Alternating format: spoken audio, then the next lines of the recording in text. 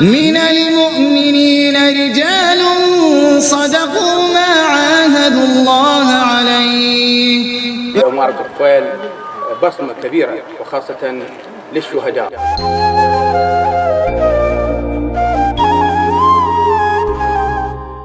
وقاسمتهم فرحتي شاركوني بسمتي يبعد الهم لما نشتم عطر ديهم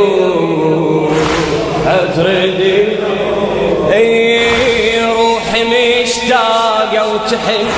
وتارس عيون الحزن بيد شمعة قلب دمعة تواسب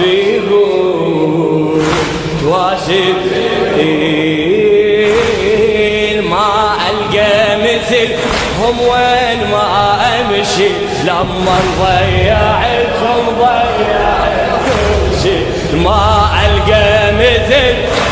شراية الموت ترى الطاحة وشوية الباقية هواي زلم عدنا تخوف القاع من تغيظ وتشرب القاع دم وما تشرب الماي وبعدهم تخلف خافن القاع ضيجة عين خاف تقول مو شراي ترى منطل يبيض الوجه بالضيج الزين واللي ينظر فهم معناي وبعد حيل الوطن عال ويهد جبال وطن عدم يعيش وناطر الجاي ترى وقت المكاون غيظنا يفيض مثل غيظة فلح لو ما لقت ماي من ودعوا عنا رحلوا ذاب الورد بدموع الكون انطفى وأهل الدمع ماتت جميع شموعه الكون انطفى وأهل الدمع ماتت جميع شموعه حتى العرش لأجل الخبر ظل يلطم على ضلوع الدم الشهيد اللي وقع هل عبرته مسموعه ليالي الضيم من بعد الأخو مرات وتشويت بدموع عليك مرات عشرت وياك مثل الطيف مرات ولا كنا قعدنا هنا سوية يكون المشون نمشي وراهم يما وراهم والموت من عدنا خذاهم أنا فدوى أروح لك يما والموت من عدنا خذاهم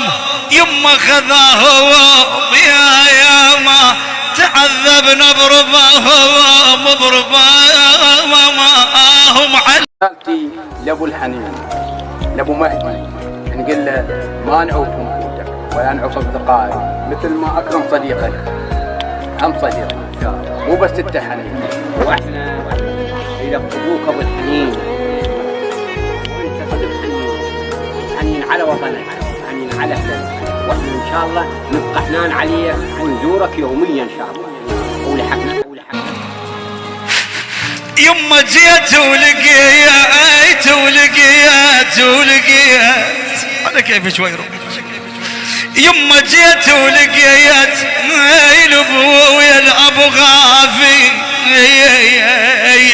يما غاف وقلت لك عد يا ابويا النوم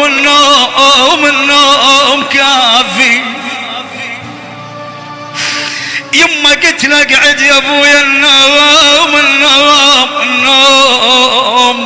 بويا غافي بويا ما بيع وافي يا نوم القبر ما بيع وافي بويا. رمضان كريم عليكم وكل عام وانتم بخير وتقبل الله منا ومنكم صالح الاعمال في امان الله.